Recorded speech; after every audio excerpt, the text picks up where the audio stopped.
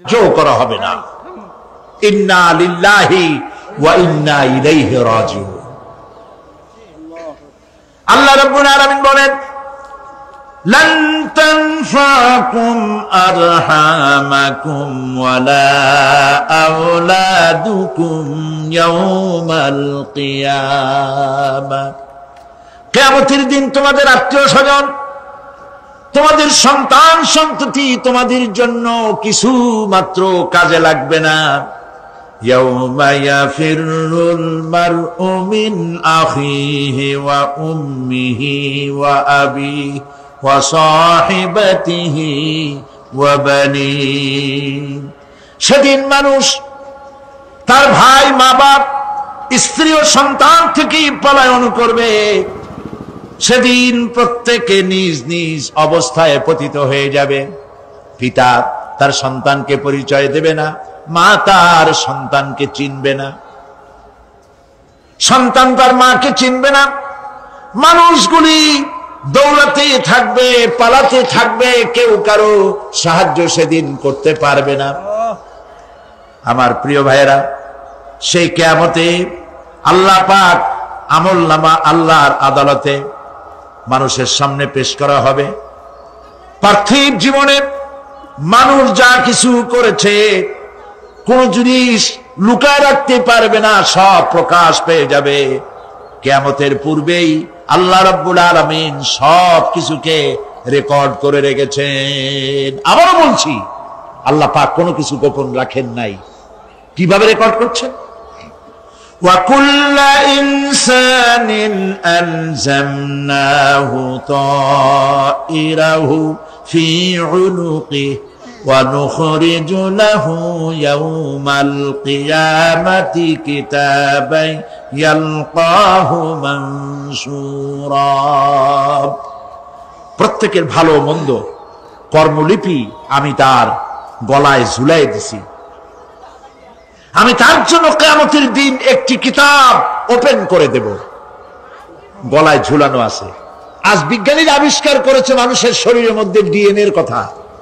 এই ডিএনএ এর মধ্যে সে কেমন হবে, তার প্রজ্ঞা, তার মেধা ইত্যাদি সবকিছু ওর মধ্যে ডিএনএ এর ভিতরে বিজ্ঞানীরা খুঁজে পাচ্ছে। আল্লাহ পাক মানুষের গলায় একটা টেপ রেকর্ডার লাগাই দিয়েছেন। সুবহানাল্লাহ বলেন। সেই টেপ রেকর্ড আমার এই যে বক্তৃতা ভিডিওতে ধারণ করা হচ্ছে, টেপে ধারণ করা হচ্ছে। এই বুদ্ধিগুলি কে দিছে? আরে ভাই, কথা বলবেন তো আল্লাহর নাম জোরে না। এই বুদ্ধি কে দিয়েছে? যে আল্লাহ বুদ্ধি দিয়ে আপনার আমার কথা রেকর্ড করাইতে পারে, সে আল্লাহ পাক আপনাদের আমার সাথে অদৃশ্য একটি টেপ রেকর্ড গলার মধ্যে ঝুলায় রাখছেন। এটা বিশ্বাস করবেন না? কিয়ামতের দিন এই রেকর্ড তার সামনে আল্লাহ পাক বলেন একটা কিতাব ওপেন করে দেব। তারপরে বলা হবে, ইকরা কিতাবাকা কাফা বিনাফসিকাল ইয়াওমা আলাইকা হাসিবা। তাকে বলা হবে, নিজের কর্মলিপি পড়ে দেখো।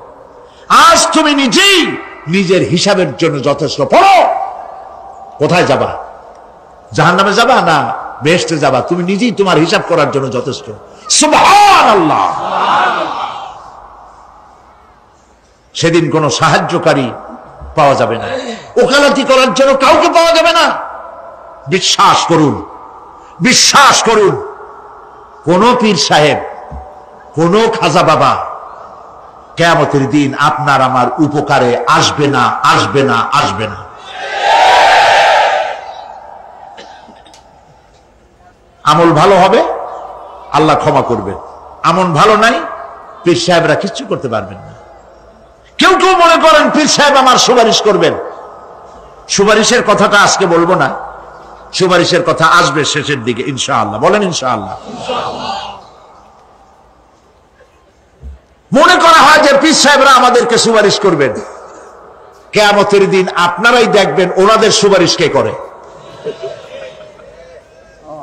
যাদেরকে বলা হয় ওলিউল্লাহ, তারা আল্লাহর দৃষ্টিতে আদৌল্লাহ কিনা আপনার আমার জানা নাই। তার আমল কেমন আপনি জানেন না, বাইরের দৃশ্যটাই শুধু দেখেন। ওনার বউ বলতে পারবেন উনি খাঁটি পীর না ধান্দাবাজ। ওনার গ্রামের লোক বলতে পারবে। বিদেশ থেকে ভাড়া করা একজন আইনে মানুষের সামনে দেখানো যায় বিরাট একটা কিছু, কিন্তু তিনি বিরাট না কি এইটা তার বউ তার গ্রামের মানুষ বুঝবে, ভালো করে চিনবে। বউ চেনে সব থেকে ভালো, সব থেকে ভালো করে চেনে কে? স্ত্রী। তারপরে চেনে ড্রাইভার, তার সাথে যে রাত দিন যে ড্রাইভার থাকে, তার সাথে যে খাদেম থাকে। এরা জানে, এরা দেখতে পায় এই লোকটা মুখ দিয়া যা বলে আসলে লোকটা এইরকম না। বুঝতে পারে কিনা? মানুষের সামনে ধান্দাবাজি করে অনেক কথা বলে মানুষকে মন ভুলানো যায়। এই জন্য কবি বলেছেন, ये हाल तेरा जाल है मकसूद तेरा माल है, ये हाल तेरा जाल है मकसूद तेरा माल है, क्या जब तेरा चाल है लाखों को अंधा कर दिया। নিজেরে বুজুর্গ বানাইয়া মানুষের সামনে পেশ করছো, তোমার এই হাল হলো তোমার চাল। মানুষের পয়সা পকেটে ভরার জন্য এই কাম করতেছো, কেউ টের পায় না, আল্লাহ পাক ঠিকই টের পাচ্ছেন। ঠিক কিনা বলেন? আল্লাহ পাক ঠিকই টের পাচ্ছেন। বিশ্বাস করুন, কোন পীর সাহেব, কোন খাজা বাবা কিয়ামতের দিন মানুষের কোন উপকারে আসবে না। আল্লাহু আকবার। উপকার হবে কেবলমাত্র নেক আমল। ইয়া আইয়ুহাল্লাযীনা আমানু ওয়াবতাগু ইলাইহিল ওয়াসিলা। কিছু কিছু জাহিল লোকেরা এর তাফসীর করেছে, পীর ধরো, যার পীর নাই তার পীর শয়তান। কন নাউযু বিল্লাহ। যদি এটা সত্য হবে তাহলে ইমাম আবু হানিফার পীর কে? ইমাম শাফিঈর পীর কে? ইমাম আহমদ বিন হাম্বলের পীর কে?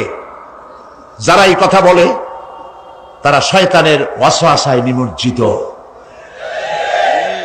ওয়াবতাগু ইলাইহিল ওয়াসিলা এর তাফসীর হচ্ছে আয় আমলে সালেহ, নেক কাজের ওসিলা ধরো। কি কাজের ওসিলা ধরো?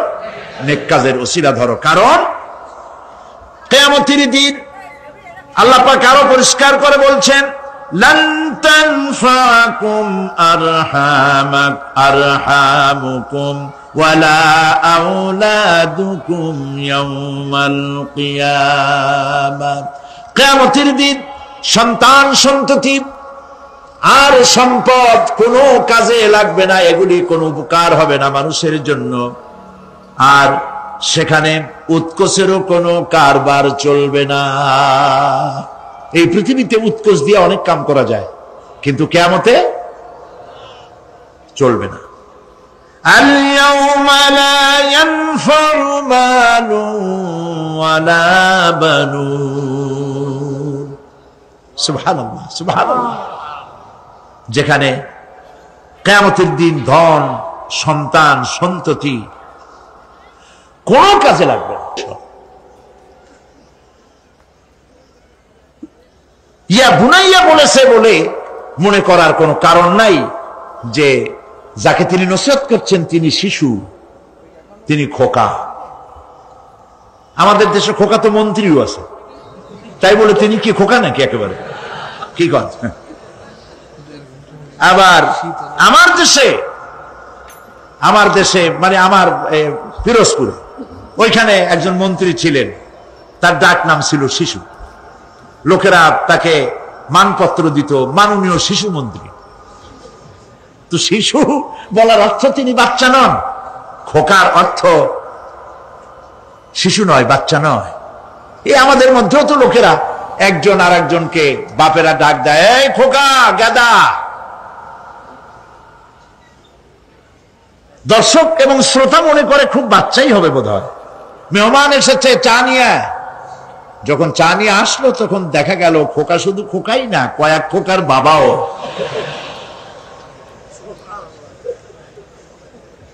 হযরত লোকমান যে নসিহত তার ছেলেকে করেছেন, বোঝার কোনো কারণ নাই যে তিনি ছোট। ছোট হলে এত বড় নসিহত বাচ্চাকে করা যায় না। তিনি যে নসিহত করেছেন তার লোড অনেক বেশি। কি নসিহত? লোকমান নসিহত করছেন, ইয়া বুনাইয়া ইন্নাহা ইনতাকু মিসকালা হাববাতিন মিন খারদালিন। ও আমার কলিজার টুকরা সন্তান, কোন জিনিস রেণুকার মতো, সরিষার দানার চাইতেও অনেক ছোট, ছোটর চাইতেও ছোট, পরমাণুর মতো ছোট্ট একটি জিনিস যদি ফাতাকুন ফি সাখরাতিন, যদি তা কোন প্রস্তর খণ্ডের মধ্যে যদি আত্মগোপন করে থাকে, কোন মরুভূমির মধ্যে যদি হারিয়ে যায়, আও ফিস সামাওয়াতি, অথবা অন্তরিক্ষে কোন গ্রহ অভ্যন্তরে যদি লুকিয়ে যায়, অথবা সেটা যদি আও ফিল আরদি, অথবা জমিনের কোন পরতে যদি লুক্কায়িত থাকে, ইয়াতি বিহাল্লাহ, আল্লাহ রাব্বুল আলামিন একটি সরিষার 1000 ভাগের 1 ভাগ, একটি কণাও যদি হারায় যায় অন্তরিক্ষে, মহাশূন্যে, সমুদ্রের তলদেশে, মাটির কোন পরতে, আল্লাহ পাক অবশ্যই কিয়ামতে তা উপস্থিত করবেন। আল্লাহু আকবার। ইন্নাল্লাহা লতীফুন খাবীর, তিনি সুকাকা। পাহাড়তলি রেল স্টেশন এখনো আছে না? পাহাড়তলিতে পাহাড়তলি রেল স্টেশন, ওয়েটিং রুমে গিয়ে বসছেন, ওইটা আপনার বাড়ি না, ট্রেন আসতে চলে যেতে হবে, ঠিক কিনা? এই জন্য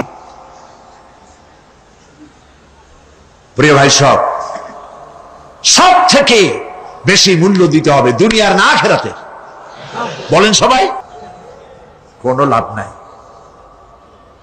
আল্লাহ রাব্বুল আলামিন বলেন, আপনাদের শীত লাগতেছে নাকি বেশি?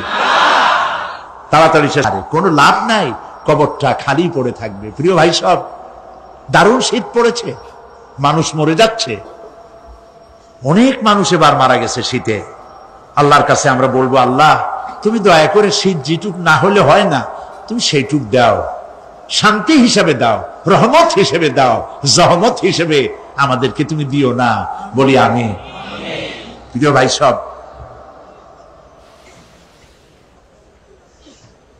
যারা মাজারে টাকা দেন, চাদর চড়া, মৃত্যু মানুষের কবরের উপরে যারা মশারি টানান, তাদের বিবেকের কাছে আপিল করি, যিনি মারা গেছেন আল্লাহর ওলি, তার সম্পর্কে আপনার ধারণা এত খারাপ কেন? মশারি টানায় দিচ্ছেন, আপনার ধারণা কি এই দুনিয়াও মশাই খাইছে, কবরের মধ্যে গিয়েও মশাই খাবে? কাপড় সবর দরকার কার? জেতা মাসের না মরা মানুষের? জীবিত মানুষ কাপড় পায় না। যে দেখেন পাহাড়তলি, যে দেখুন আপনার এখানে কত জায়গা, সব জায়গা তো আমি নাম মনে নেই, বটতলি, তালতলি, বদ্দারহাট, এই যে জায়গাগুলি, কত মানুষ ফুটপাতে শুয়ে আছে না? আহারে, আপনার স্ত্রীর কত শাড়ি আলমারি ভরা, ব্যবহারও করে না, বছরের পর বছর ওখানে নষ্ট হয়ে যাচ্ছে। 10টা শাড়ি বাইর করিয়া অনাথ অনাথিনী মেয়ে লোকদের গায়ে দিয়ে দেন। মাজারে টাকা দিলেন, চাদর দিলেন, যারা রাস্তার উপরে যারা কেনই গায়ে দিয়ে থাকে, আগুন পোহায়, একটু চাদর নাই, ওদের একটা কাপড় কিনে দেন। প্রিয় ভাই, দিল্লির সম্রাট শাহজাহান, তিনি তাজমহল তৈরি করেছিলেন তদানীন্তন বাজারে 20 কোটি টাকা খরচ করে, 20 বছর ধরে প্রচেষ্টা করে 22,000 শ্রমিক লাগাইয়া তাজমহল বানিয়েছিলেন। জানেন কিনা ইতিহাস? কোন বাজারে? যেই বাজারে 1 টাকায় 8 মণ চাউল পাওয়া যাইত। বুঝছেন কথা? সেই বাজারে 20 কোটি টাকা খরচ করেছেন, 22,000 শ্রমিক লাগিয়েছেন, 20 বছর সময় লেগেছে তাজমহল করতে। এবার একটা নির্মম বাস্তব কথা শুনুন। আপনি যদি কোন একটি এতিমের গায়ে, কোন এক অনাথিনী বিধবার গায়ে, কোন এক কচি শিশু, বাপ নাই মা নাই, শীতের দিনে খালি গায়ে কেন 2টা হাত গলার উপরে ধরে সকালবেলায় কাঁপতেছে, ওই বাচ্চা এতিমের গায়ে একটি চাদর, একটি গেঞ্জি, একটি পুরানা সোয়েটার গায়ে দিয়ে যদি এতিম বাচ্চার মুখে যদি হাসি ফোটাতে পারেন, বিশ্বাস করুন 20 বছর ধরে 22,000 শ্রমিক লাগাইয়া 20 কোটি টাকা খরচের তাজমহলের চাইতে আল্লাহর কাছে এতিমের মুখের হাসির দাম বেশি। আখিরাতে আমাদের সকলকে উঠতে হবে, সেখান থেকে কেউ আমরা কি বাঁচতে পারবো না, উঠতে হবে সবাইকে। অনেক লম্বা আলোচনা করব না, এখন শেষ করে দেই, বাকি কথা কালকে বলবো ইনশাআল্লাহ। বলেন ইনশাআল্লাহ। তবে আরো 2টা আয়াত আছে, না শুনলে, আরে ভাই কত জায়গায় ওয়াজ মাহফিল হয় সারা রাত, হয় না? সারা রাত ফজরের সময় গরুর গোশত খায়, জম্মের খাওয়া, সারাদিন পেট খারাপ, কি শুনলো আর কি কইলো আল্লাহই জানে। পরে লোকেরা জিজ্ঞেস করে, ভাই গত রাত্রে যে তোমার টের পাই নেই, তুমি কোথায় গেছিলা? কয় বাবা গেছিলাম ওয়াজ শুনতে। কি ওয়াজ? কয় শেষ কথা বলে শেষ করা যাবে না। হাই রে ওয়াজ, কি ওয়াজ? কয় অনেক বিষয়। কয় ভাই আমি তো যাই নাই, 2-1টা বিষয় আমার শোনাও না। কয় আল্লাহর কসম সারা রাত তেমন শোনা শুনছি যার একটা কথাও আমার মনে নেই। দাম আছে এগুলা? দাম নাই। কিসসা কাহিনী হাবি যাবি, যার পেছনে কোরআন নাই, দলিল নাই, আছে শুধু হিংসা আর হিংসা। অমুকের তাফসীর খারাপ, অমুকের অমুক খারাপ, তমুক খারাপ, এই চিৎকার দিয়া বাজার গরম করতে পারবেন না। কারণ মানুষের আপনাদেরকে চিনে ফেলেছে, আপনারা ফাসাদ সৃষ্টি করতে চান, আপনারা মানুষের মধ্যে বিভেদ সৃষ্টি করতে চান। এই জন্য লাখ টাকা খরচ করে মানুষ পাবেন না, মানুষ আসবে কোরআনের মহব্বতে, কোরআনের কথা শুনতে। সুবহানাল্লাহ। প্রিয় ভাই সব,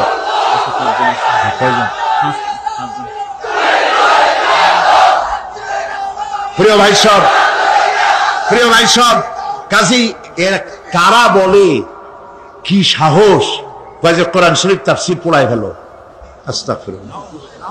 হুজুর কেবলা আপনি কি নিজে একখান তাফসীর লিখছেন?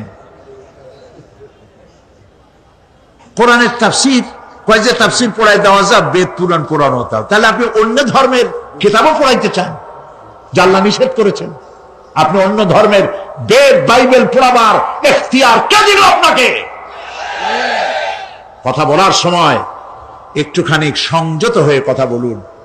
আমরা বেদকে সম্মান করি, আমরা বাইবেলকে সম্মান করি, প্রত্যেকটি জাতিকে সম্মান করি, শ্রদ্ধা করি, তবে ঈমান আনি কোরআন শরীফের উপরে। সেই জন্য আমার কাছে কথা এসেছে বলে আমি বলছি, আল কোরআন একাডেমি লন্ডন থেকে প্রকাশিত ফি জিলালিল কোরআন সম্পর্কে কিলকাল করেছেন একজন লোক, যাকে এই চিটংবাসীরা কোনোদিন চেনে না, হঠাৎ করে উড়ে এসে জুড়ে বসছেন। ফি জিলালিল কোরআন যিনি লিখেছেন, আপনি তো তার জুতা বহন করার যোগ্যতা রাখেন না। তিনি দুনিয়ার অমর শহীদ সৈয়দ কতব রাহমাতুল্লাহ আলাইহি, যিনি জেলখানার ভেতরে বসে কোন রকমের রেফারেন্স কিতাব ছাড়াই কোরআনের তাফসীর লিখে পৃথিবীতে অমর হয়ে আছেন। কোন সাহসে বলেছেন? আপনার জিহ্বা তো আস্ত থাকার কথা নয়।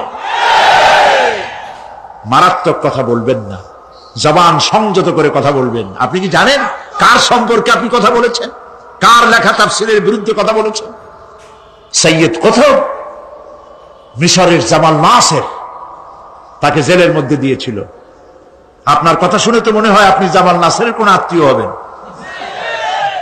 জামাল নাসের জেলের মধ্যে ঢুকায় দিয়া শিকারী ক্ষুধার্ত পাগলা কুত্তা ঢুকায় দিয়েছে, দরজা বাইরের থেকে বন্ধ করে দিয়েছে। কয়েক ঘন্টা পর সেনাবাহিনীর লোকদেরকে পাঠিয়ে দিয়েছে যে দেখো জেলখানার ভিতরে কুত্তার সাথে কুত্তায় কি ব্যবহার করে।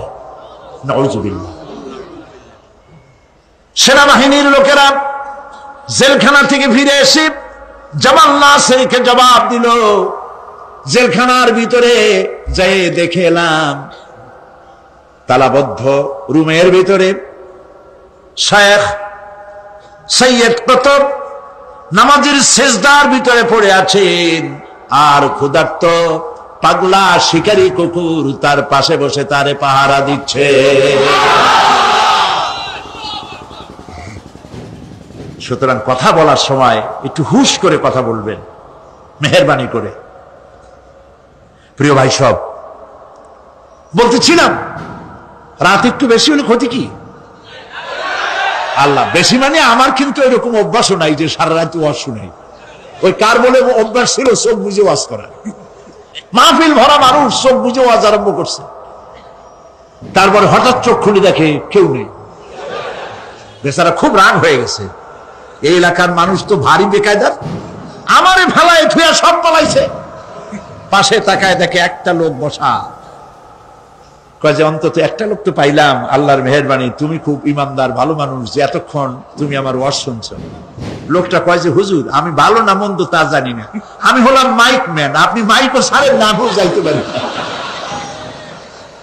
তা আমি আপনাদেরকে এই বিপদে ভালাবো না। সংক্ষিপ্ত কথায় শেষ করে দেই। আল্লাহ রাব্বুল আলামিন বলেন এরপরে কি হবে শোনো। ইয়াউমা ইউনফাখু ফিস-সূরি ফাতাআতুনা আফওয়াজা,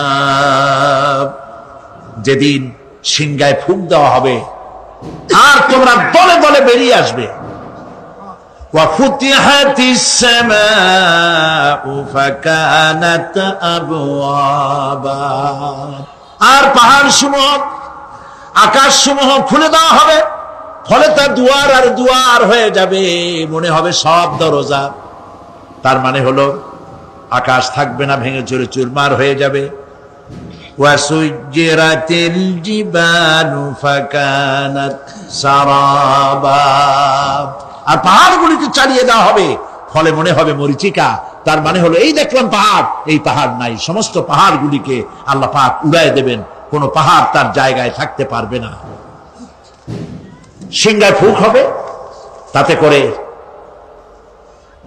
মানুষের যারা ঘুমিয়ে থাকবে, ঘুমান্ত মানুষগুলি সব জাগ্রত হয়ে যাবে, বলবে ইয়া ওয়াইলাতা ইয়া ওয়াইলানা মান বাসানা মিন মারকাদিনা, হায় আফসোস আমার এই ঘুমকে কে ভেঙে দিল, কিসের আওয়াজে ঘুম ভাঙলো? বলা হবে হাদা মা ওয়াদার রহমান ওয়া সাদাকাল মুরসালুন, এ হচ্ছে রহমানের ওয়াদা আর আল্লাহ রাসূল সত্য কথা বলেছিলেন। সেই জন্য আমাদেরকে এ কথাগুলি বুঝতে হবে। সিংহায় ফুঁক হবে, সেই আওয়াজে আমাদেরকে উঠতে হবে। তারপরে আল্লাহ পাক আকাশ সমূহকে খুলে দিবেন, ফলে তা দরজার দরজায় পরিণত হয়ে যাবে। পাহাড়গুলি চালিয়ে দেওয়া হবে, সেখানে আর কিছুই থাকবে না। পাহাড়গুলো কাল ইহনিল মানফুস, এগুলি ধোনা পেঁজা তুলার মতো সব উঠতে থাকবে। সুবহানাল্লাহ। প্রিয় ভাই সব, বাকি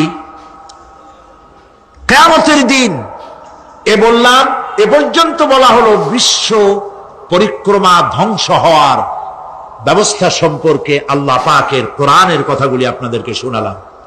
আগামীকাল ইনশাআল্লাহ কিয়ামতের যখন কিয়ামতের ময়দান হবে, সেইখানে হাসরবাসীদের অবস্থা কি হবে, পরিণতি কি হবে, সেই বিষয়ে আলোচনা হবে ইনশাআল্লাহ। আজকের মতো শেষ। মুনাজাতের জন্য বসুন। আজ 5 জন অমুসলিম ইসলাম কবুল করার জন্য মাহফিলে হাজির হয়ে গেছে। কাছে আসুন। লা ইলাহা ইল্লাল্লাহু মুহাম্মাদুর রাসূলুল্লাহ। আল্লাহ ছাড়া কোন ইলাহ নাই, মাবুদ নাই।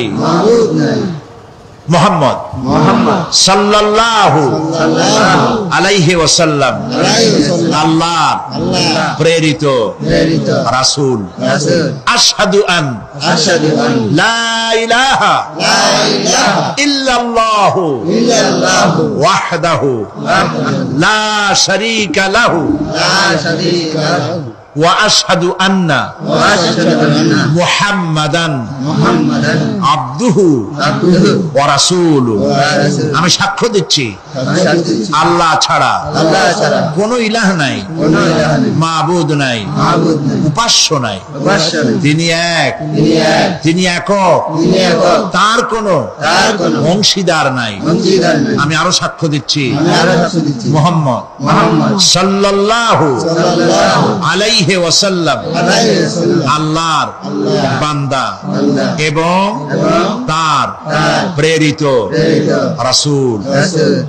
আসসালামু আলাইকুম।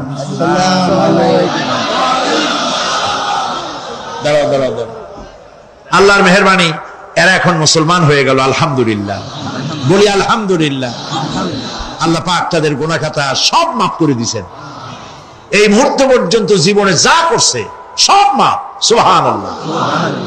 আমি এই বিশাল মাহফিলের পক্ষ থেকে তাদের জন্য দোয়া করি, আল্লাহ যেন খাঁটি মুসলমান বানায় দেন। আমাদের ঘরের মুসলমানগুলি সর্বনাশ হয়ে যাচ্ছে, সেখানে এরাও ইসলামে এসে যেন আল্লাহ পাক তাদের ভাগ্যকে তাওহীদ দিয়া চমকায় দেন। তারা যেন নামাজি হয়, তারা যেন দিনদার হয়, তারা যেন নিজেরা রুজি করে নিজ পায়ে দাঁড়াতে পারে। আসমান এবং জমিনের বালা মুসিবত থেকে আল্লাহ হেফাজত করেন। সবাই বলেন আমিন।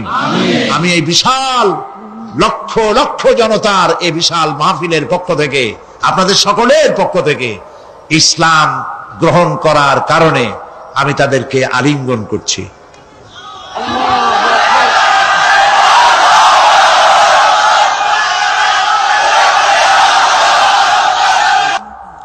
আর আমি তো মরে যাব, আজ হই আর কাল হোক, থাকবো না। এই মাহফিলে একদিন দেখা যাবে সাইদি নাই। ক্যাসেটগুলি ছড়িয়ে পড়েছে সারা বিশ্বময়, কিন্তু ক্যাসেটও এক সময় নষ্ট হয়ে যায়, লিখিত কিতাবগুলি থাকে।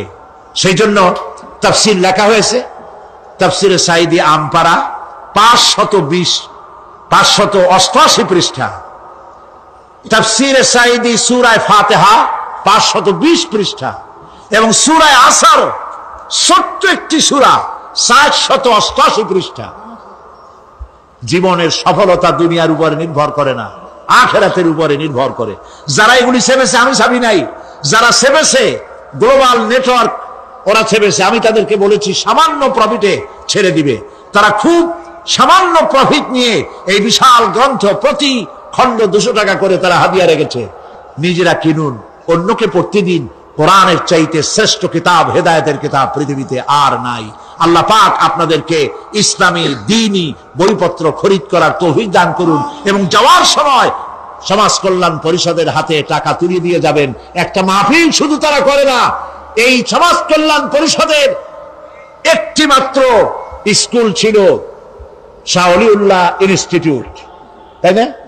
শাহ ওলিউল্লাহ ইনস্টিটিউট ছিল, আমিও সেটার গোড়ায় ছিলাম। সেই থেকে শুরু করে আজ সমাজ কল্যাণ পরিষদের হাতে ইসলামিক ইন্টারন্যাশনাল ইউনিভার্সিটি আজ তাদের হাতের মুঠোয়। সুবহানাল্লাহ, আলহামদুলিল্লাহ। তো আসতে কইলেন, তাদের হসপিটাল আছে, তাদের ক্লিনিক আছে, তাদের মাদ্রাসা আছে, তাদের মসজিদ আছে। আজকে তাদের হোটেল উদ্বোধন করে দিয়ে আসলাম, আল ফালা হোটেল এন্ড রেস্টুরেন্ট। আপনারা যে পয়সাগুলি তাদের দেন, এই পয়সা দিয়ে তারা গরিব দুঃখী মানুষের কাজে, ইসলামের সেবায় অকাতরে দান করে, বিশ্বাস করে চোখ বুঝে দিতে পারেন। কারণ চট্টগ্রামের প্রথম হযরত মাওলানা শাইখুল হাদিস মাওলানা শামসুদ্দিন সাহেব, তিনি এই সমাজ কল্যাণ পরিষদের নেতৃত্ব দিচ্ছেন। প্রত্যেকটি পয়সার হিসাব আল্লাহর কাছে দিতে তারা প্রস্তুত। জনতা নিয়ে তোমার দরবারে হাত তুলেছি, মাহফিলের 3 দিন চলে গেল, বলতে বলতে আর মাত্র 2 দিন বাকি আছে। এই সুন্দর মিলন মেলা আর 2 দিন পরে ভাঙ্গা বাজারে পরিণত হয়ে যাবে।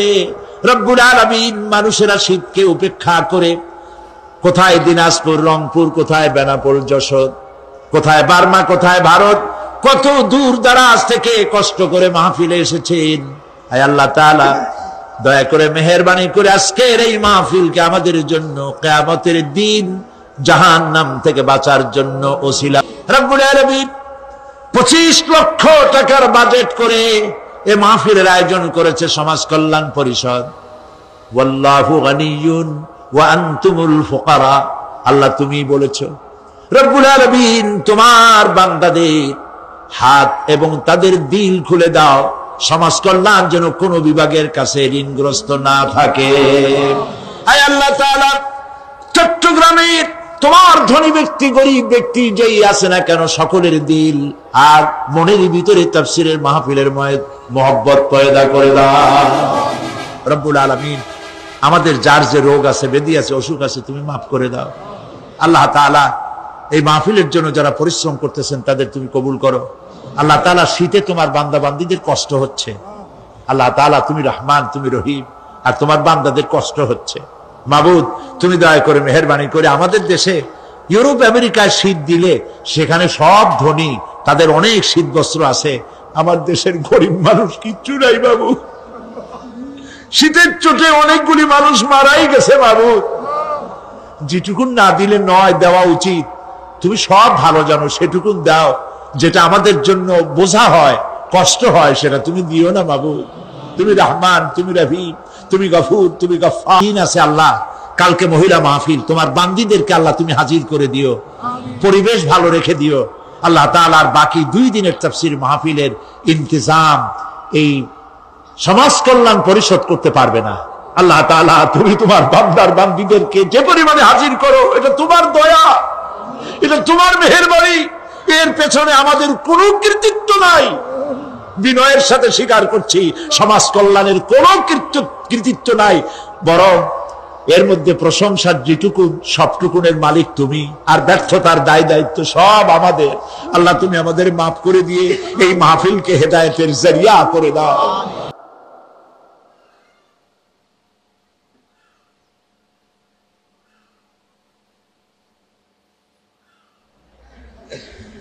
ওইখানে ক্যামেরার সাথে কোন মানুষ নাই, ক্যামেরা আছে তাই বিশ্বাস করে, কিন্তু আল্লাহর ক্যামেরাগুলি চোখে দেখে না। ওখানে যেমন রেড বর্ডার আছে, আল্লাহ রাব্বুল আলামিন জীবনের প্রত্যেকটি মোড়ে মোড়ে রেড বর্ডার লাগায় দিয়েছেন। জেনা করো না, একটি রেড সিগন্যাল। মদ পান করো না, আরেকটি রেড সিগন্যাল। মিথ্যা কথা বলো না, আরেকটি রেড সিগন্যাল। অহংকার করো না, আরেকটি রেড সিগন্যাল। বউকে বেপরদা করো না, আরেকটি রেড সিগন্যাল। সুদ খেও না, ঘুষ খেও না, আরেকটি রেড সিগন্যাল। অসংখ্য রেড সিগন্যাল দিয়ে আল্লাহ পাক বলছেন, তিলকা হুদুদুল্লাহ, এই হচ্ছে আল্লাহর বর্ডার, ফালা তাতাদুহা, অতএব আল্লাহর বর্ডারকে ক্রস করো না। কে নিষেধ করেছেন? কে নিষেধ করেছেন? মানুষেরা বিশ্বাস করে না। আল্লাহ রাব্বুল আলামিন কোরআনে কারীমের মধ্যে বলছেন, ইয়ালামু খায়িনাতাল আ'য়ুনি ওয়া মা তুখফিস সুদূর। তোমার কথাগুলি রেকর্ড হয়, তোমার কাজগুলি রেকর্ড হয়, এমনকি তোমার মনের ভিতরে যে কল্পনা হয় সেগুলো রেকর্ড হয়। আর চোখে কি লুকোচুরি খেলে আল্লাহ তাও জানতে পারে। সানগ্লাস পরে চোখের ফাঁক দিয়া কারে দেখো, কেউ টের পায় না। টের পায় কে? জোরে বলেন আল্লাহ। মহান আল্লাহ রাব্বুল আলামিন বলেন, কোন গুনার কাজ করে, কোন সামান্যতম গুনার কাজ করেও এড়াতে পারবে না, এবং সামান্যতম ভালো কাজ করলেও তার থেকে, পুরস্কার থেকে মাহরুম হবে না। আল্লাহ পাক বলেন, ওয়া ইন কানা মিসকালা হাববাতিন মিন খারদালিন আতাইনা বিহা ওয়া কাফা বিনা হাসিবিন। একটি সরিষা পরিমাণ আমলকেও আল্লাহ পাক কিয়ামতে হাজির করবেন। হিসাব নেওয়ার জন্য আল্লাহ পাক বলেন, আমি যথেষ্ট। সুবহানাল্লাহ বলেন। হিসাব নেওয়ার জন্য আল্লাহ পাক যথেষ্ট। হযরত ওমর রাদিয়াল্লাহু তাআলা আনহু, আমিরুল মুমিনিন, খলিফাতুল মুসলিমিন, হযরত ওমর ইবনুল খাত্তাব বলেন রাদিয়াল্লাহু তাআলা আনহু, সুবহানাল্লাহ। কোথা থেকে আল্লাহ কোথায় নিয়ে গেছেন? নবীকে হত্যা করতে আসছিলেন, আর আল্লাহ তারে কোথায় নিয়ে গেছেন? সুবহানাল্লাহ। নবীজি বলেছেন, লা নবিয়্যা বাদি ওয়ালা রাসূলা, আমার পরে নবী হবে না, রাসূল হবে না। যদি কেউ নবী বা রাসূল হইতো কে হইতো? ওমরের আল্লাহ নবী বানাই দিতেন। সুবহানাল্লাহ। সেই ওমরের কতটুকু জানি আমরা? অনেক কিছুই জানি না। খালি ইসলাম কবুল করছিল কেমনে, এই ঘটনা ছাড়া অনেক আলেমরাও জানেন না, ইল্লা মাশাআল্লাহ। যারা পড়াশোনা করেন তারা জানেন।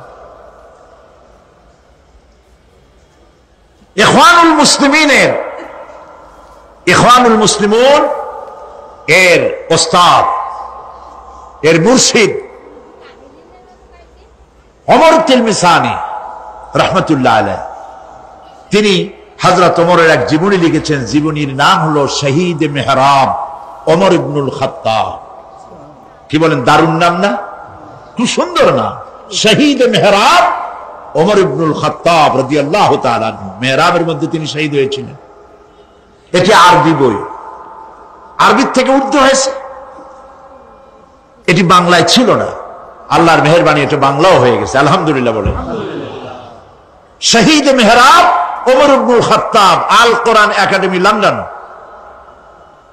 হযরত ওমর রাদিয়াল্লাহু তাআলা আনহুর এই বহুল বিশাল জীবনী গ্রন্থ বের করে বাংলা ভাষীদেরকে কৃতজ্ঞতা পাশে আবদ্ধ করেছে, আলহামদুলিল্লাহ বলে। আপনারা কিনবেন, এখানে লাইব্রেরির সমূহতে এসে গেছে, কিনবেন, হযরত ওমর সম্পর্কে জানবেন। হযরত ওমর রাদিয়াল্লাহু তাআলা আনহু অন্ধকার রাত্রে একদিকে যাচ্ছিলেন, পেছনে কিছু লোক ছিল। হঠাৎ করে তিনি প্রশ্ন করলেন, আচ্ছা তোমাদের মধ্যে কেউ কি বলতে পারো কোরআনে কারীমের মধ্যে সব থেকে হতাশা ব্যঞ্জক আয়াত কোনটি? অন্ধকারের ভেতরে একজনে জবাব দিলেন, ফামান ইয়ামাল মিসকালা যাররাতিন খায়রান ইয়ারা ওয়া মান ইয়ামাল মিসকালা যাররাতিন শাররান ইয়ারা। এর অর্থ হলো, যদি কেউ যারা পরিমাণ, সরিষা পরিমাণ ভালো কাজ করে কিয়ামতে সেটা দেখতে পাবে, আর যদি সামান্য সরিষা পরিমাণ গুনার কাজও করে, খারাপ কাজ করে, সেটা দেখতে পাবে। এই আয়াতটি যখন নাজিল হয়, সূরা যখন নাজিল হয়, হযরতে আবু সাঈদ খুদরি রাদিয়াল্লাহু তাআলা আনহু তিনি রাসূলুল্লাহকে প্রশ্ন করলেন, ইয়া রাসূলুল্লাহ, আল্লাহ যে আয়াত নাজিল করলেন, কিয়ামতের দিন আমি কি আমার এমনকি ছোট্ট পাপও কি দেখতে পাবো? আল্লাহর নবী বললেন, আল্লাহ বলেছেন অবশ্যই দেখতে পাবা। হযরত আবু সাঈদ খুদরি রাদিয়াল্লাহু তাআলা আনহু চিৎকার করে কেঁদে উঠলেন, বললেন, তাহলে তো আমি মরেই যাব। আমার ছোট্ট পাপটাও যদি আমি দেখি কিয়ামতে, আমি তো মরে যাব।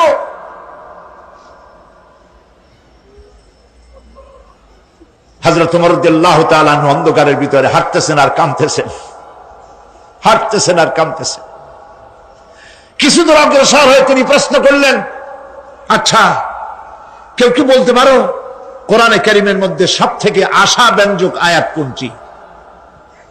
পেছন থেকে অন্ধকারের ভেতর থেকে আওয়াজ এলো, লা তাকনাতু মির রাহমাতিল্লাহ, আল্লাহর রহমত থেকে, দয়া থেকে নিরাশ হয়ে যেও না, হতাশ হয়ে যেও না।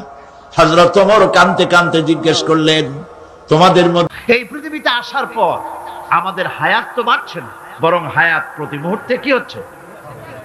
লোকেরা বলে হায়াত বাড়ে, হায়াত তো বাড়ে না। হায়াত কি হয়? জন্মের পরের থেকে আমার জন্য রিজার্ভ আছে যতটুকু, 50 বছর বাঁচবো, 60 বছর বাঁচবো, যতটুকু হায়াত আমার জন্য নির্ধারিত করা আছে, নির্ধারণ করা আছে, প্রতিদিন একদিন একদিন করে কমে যেতেছে। এজন্য আমি বলি, আমার বাড়িতে যে ঘড়িটা আছে, এই ঘড়িটা বেলা 1টার সময় ঢং করে একটা আওয়াজ দেয়, শ্রোতাকে শুনিয়ে দেয়, বাড়িওয়ালা তোমার জীবনের মূল্যবান হায়াত থেকে 1 ঘন্টা কমায়া দিলাম। 2টার সময় 2টা ঘন্টা লাগায় শোনায় দিল, বান্দারে তোমার জীবনের মূল্যবান সময় থেকে 2টি ঘন্টা কমে গেল। এমনি করে দিন গেল, মাস গেল, বছর গেল, আমাদের হুঁশ হলো না। সময় চলে গেল তাস খেলে খেলে, সময় চলে গেল আমাদের খেলাধুলা করে, শয়তানি বদমাশি করে। সময় কতটুকু পেলাম? কিয়ামতের দিন, বিচারের দিনটা যেটা হবে, আল্লাহ রাব্বুল আলামিন বলেন বিচারের দিনটাই লম্বা হবে 50 আলফা সানা মিম্মা তাউদ্দুন। বিচারের দিনটা লম্বা হবে কত বছর? 50,000 বছর। কত বছর? দুনিয়ায় যেভাবে তুমি হিসাব করো, দুনিয়ার গণনা অনুযায়ী হাসরের বিচারের দিনটা হবে 50,000 বছরের মতো লম্বা।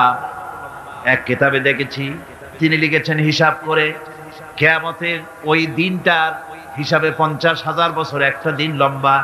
ওই হিসাবে পৃথিবীতে যারা 60 বছর বাঁচলো সেজন্য আখিরাতে 2 মিনিট দুনিয়ায় বাঁচলো। চিন্তা করেছে? মাত্র 2 মিনিট। 60 বছর যারা হায়াত পেল 2 মিনিট বাঁচলো। এই 2 মিনিটের জন্য কত হাঙ্গামা, কত মারধর, কত সন্ত্রাস, ক্ষমতার জন্য লড়াই, হ্যাং করেঙ্গে ত্যাং করেঙ্গে, লাঠি কে আন্দার মুগুর ভরেঙ্গে, শক্তির ঠেলায় অস্থির।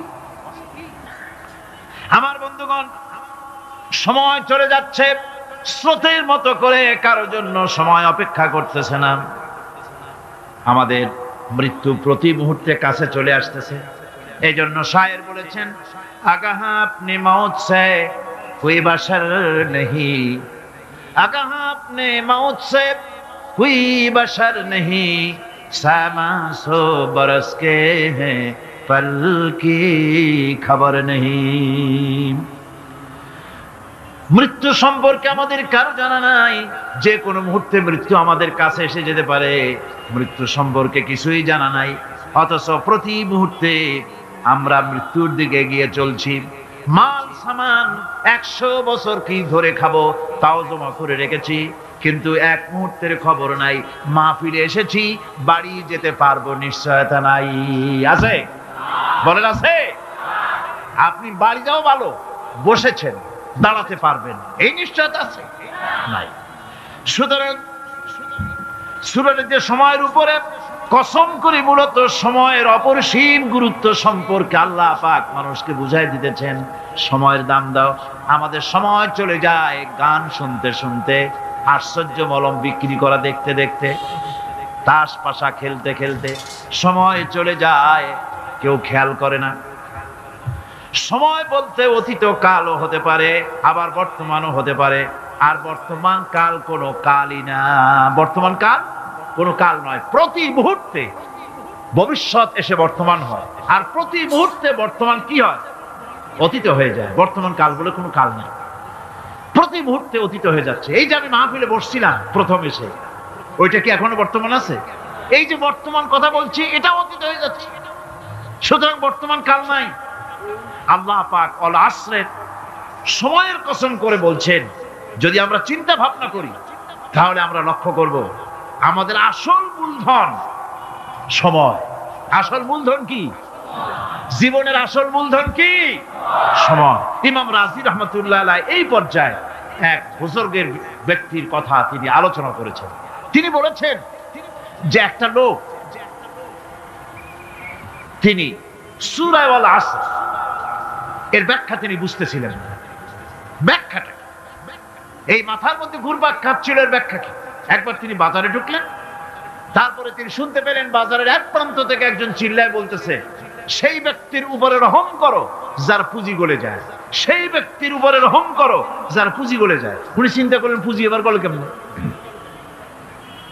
উনি দৌড়ে গেলেন, যায় দেখেন যে যে ব্যাটা চিল্লাচ্ছে সে হচ্ছে বরফ বিক্রেতা। কি বিক্রেতা? বরফ। বরফ, আইস। এখন এই বরফ বিক্রেতা সে চিল্লায় বলতেছে, সেই ব্যক্তির পরে রহম করো যার পুঁজি কি গলে যায়। সূর্যের তাপ বাড়ছে আর বরফ গলে যাচ্ছে। সে বোঝাতে চাচ্ছে যে আমার এই বরফটা জমাট থাকা অবস্থায় তোমরা কেউ কেনো, যেহেতু আমার পুঁজি তো এর মধ্যে আমি ইনভেস্ট করেছি।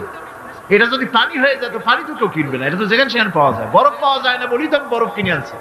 তোমরা আমার প্রতি দয়া করো, তাড়াতাড়ি করে বরফটা কিনে নিয়ে যাও।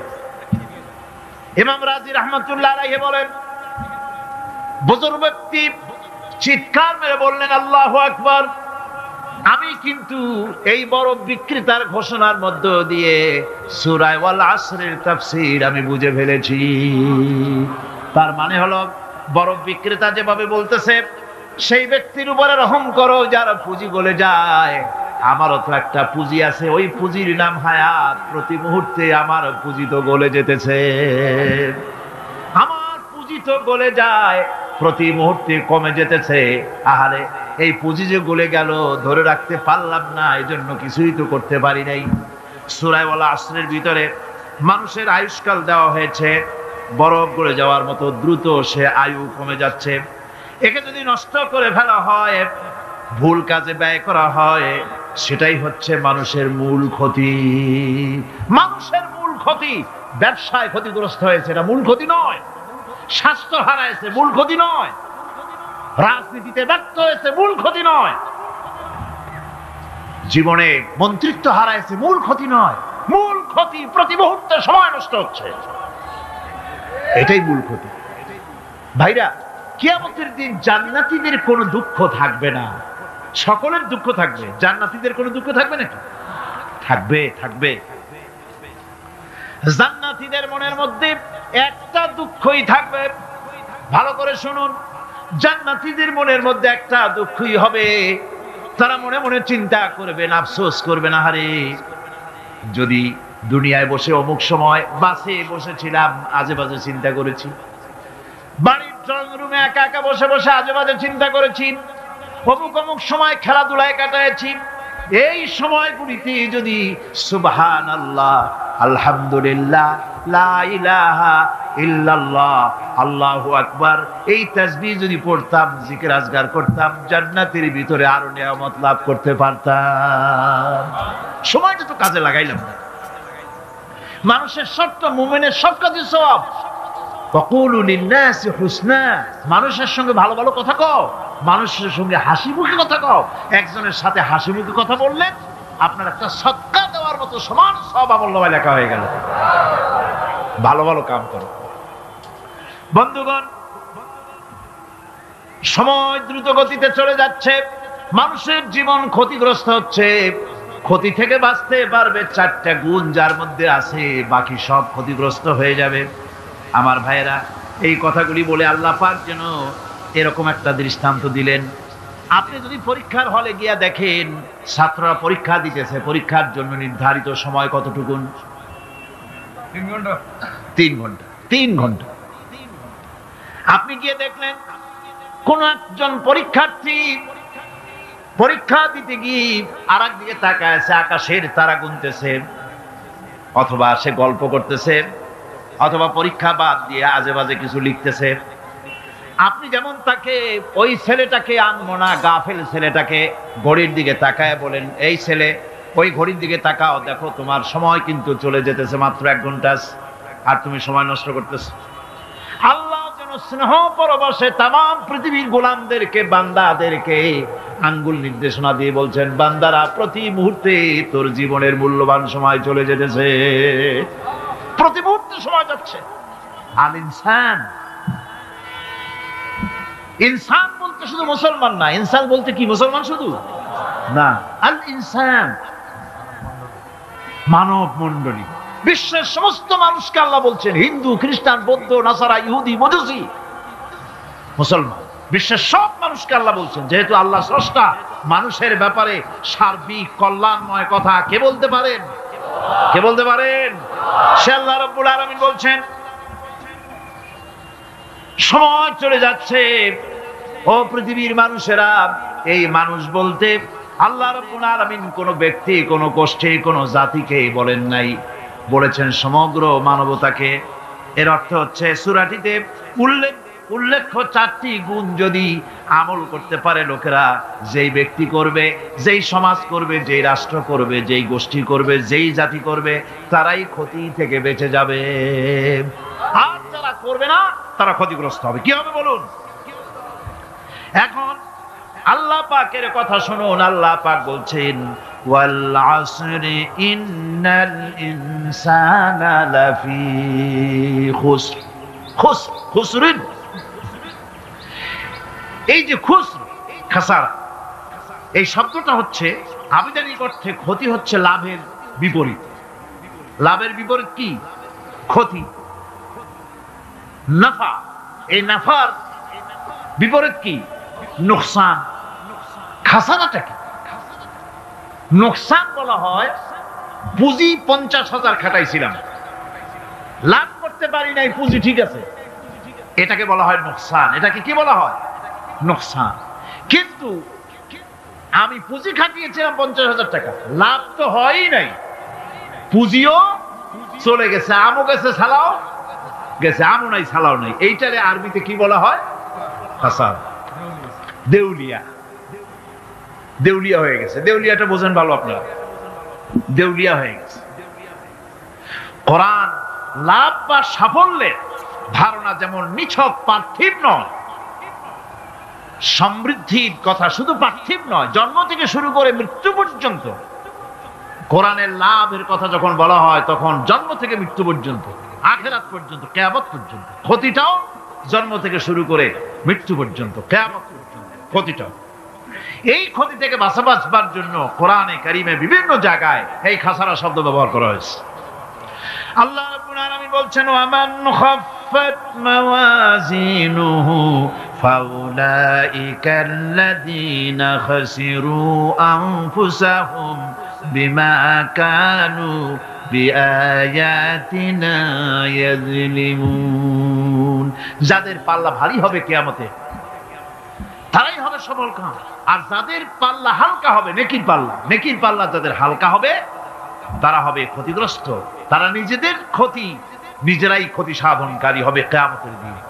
কাজে মানুষের জীবনের সমুদয় কার্যাবলীর ভালো অংশ যদি খারাপ অংশের উপরে বিজয়ী হয়, তারপরে খারাপ অংশ পাওনাদারদের দিয়ে টিয়া, এরপরে যদি নেকি কিছু বাকি থাকে তাহলে বোঝা গেল লোকটা কিয়ামতে নাজাত পাবে। আর যদি ভালো কাজের উপরে খারাপ কাজ বিজয়ী হয়ে যায় আর সমস্ত পাওনাদারদেরকে পাওনা মিটাইয়া তারপরও পাপ বাকি থেকে যায়, এক চাইতে খাসারা পৃথিবীতে আকাশে জমিনে কিছুই আর হবে না। এর থেকে বাঁচার জন্য আল্লাহ পাক এই খাসারা থেকে বাঁচার জন্যই মানুষকে এই কথা বলছে। এই কথাটি কোরআনে কারিমের অন্য একটি আয়াতে আরো সুন্দর করে বলা হয়েছে, যারা নাকি এই দুনিয়ার বুকে যারা নিজেদের পুঁজি খাটাইছে, জীবনের পুঁজি সুদ কামাইতে খাটালো, জীবনের পুঁজি খাটালো হারাম কামাইয়ের ভিতরে, অন্যায় কাজের ভিতরে, যারা জীবনের পুঁজিকে আল্লাহর দ্বীনের কাজে লাগাতে পারে নাই, তাদের সম্পর্কে বলা হচ্ছে খাসিরাদ দুনিয়া ওয়াল আখিরাতা যালিকা হুয়াল খুসরানুল মুবিন। খাসিরাদ দুনিয়া ওয়াল আখিরাত, দুনিয়াও ক্ষতিগ্রস্ত, আখিরাতেও ক্ষতিগ্রস্ত।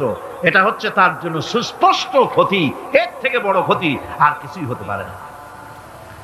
আল্লাহ পাক কোরআনে কারীম অন্যত্র বলেছেন, ওয়া নুনাজ্জিলু মিনাল কুরআনি মা হুয়া শিফাউন ওয়া রাহমাতুন লিল মুমিনিন ওয়া লা ইয়াজিদু যালিমিনা ইল্লা খাসারা।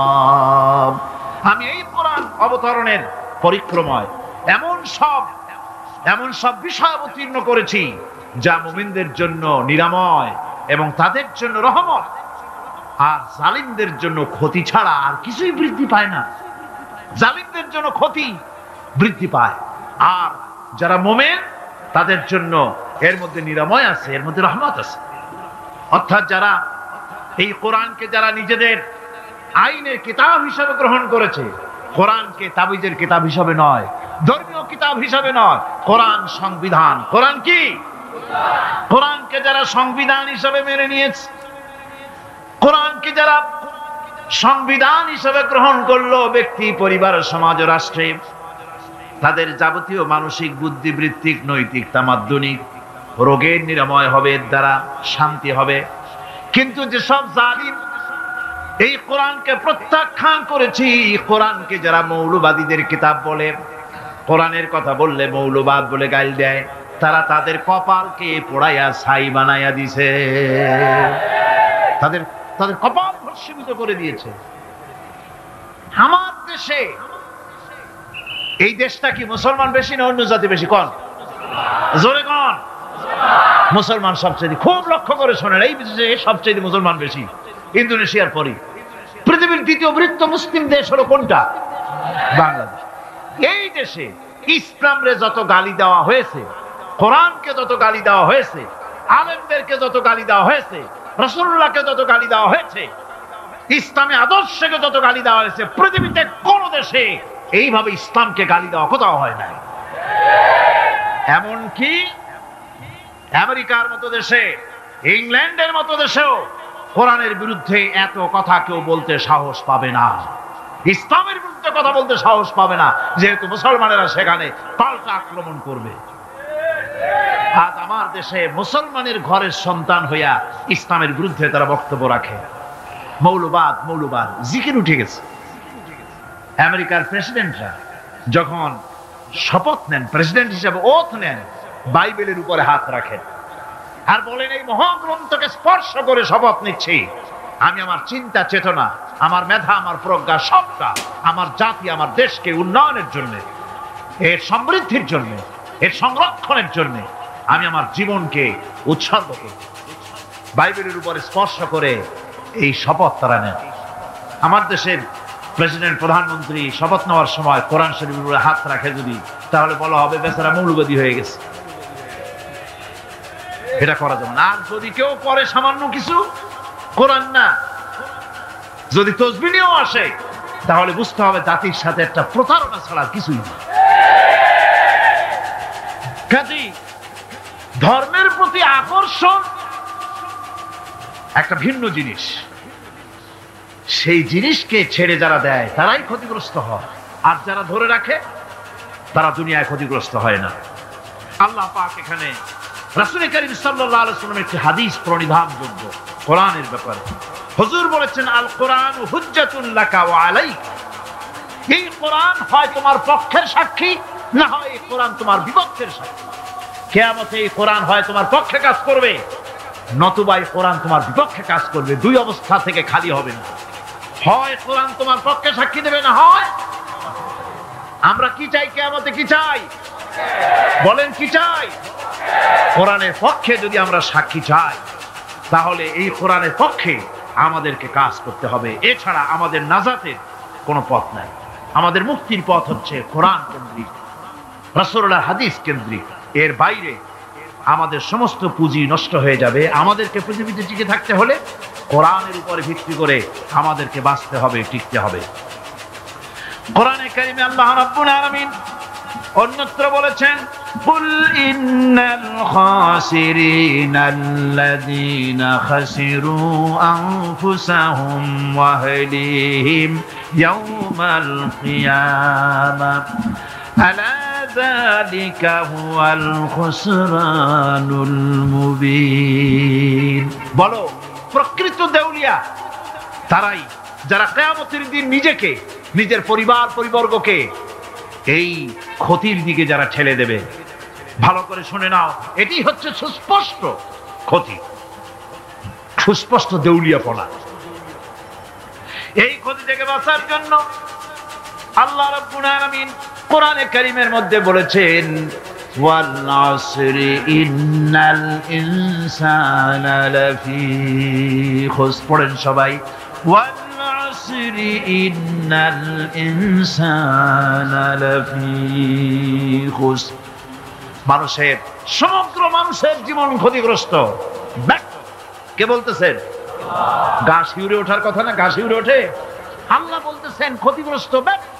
আপনি যতই মনে করেন আপনার মিল আছে, কল আছে, কারখানা আছে, মন্ত্রী, টাকা পয়সা আছে, প্রেসিডেন্ট হয়েছেন, প্রধানমন্ত্রী হয়েছেন, আপনার জীবন সফল হয়েছে, আল্লাহ বলেন না, জীবন ব্যর্থ, জীবন বিফল, জীবন ক্ষতিগ্রস্ত।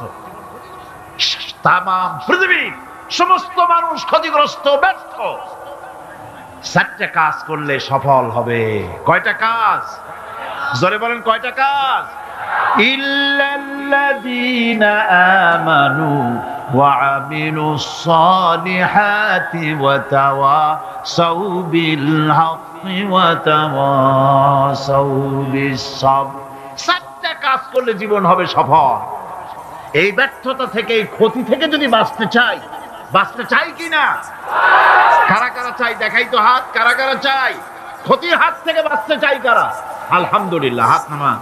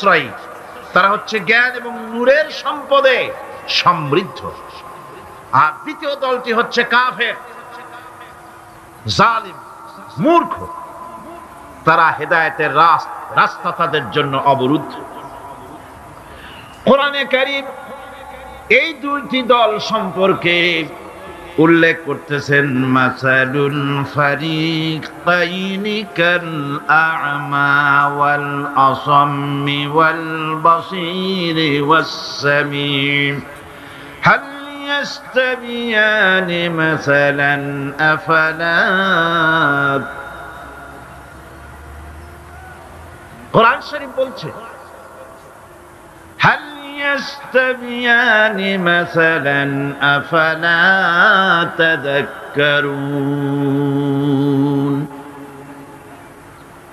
দুইটি শ্রেণীতে আল্লাহ পাক ভাগ করে দিয়েছেন। একটা শ্রেণী হচ্ছে অন্ধ, বোবা, বধির, আরেকটি যারা শুনতে পায়, চোখে দেখতে পায়। এই দুটি কখনো এক নয়, সমান নয়। এ দুটির রাস্তা আলাদা।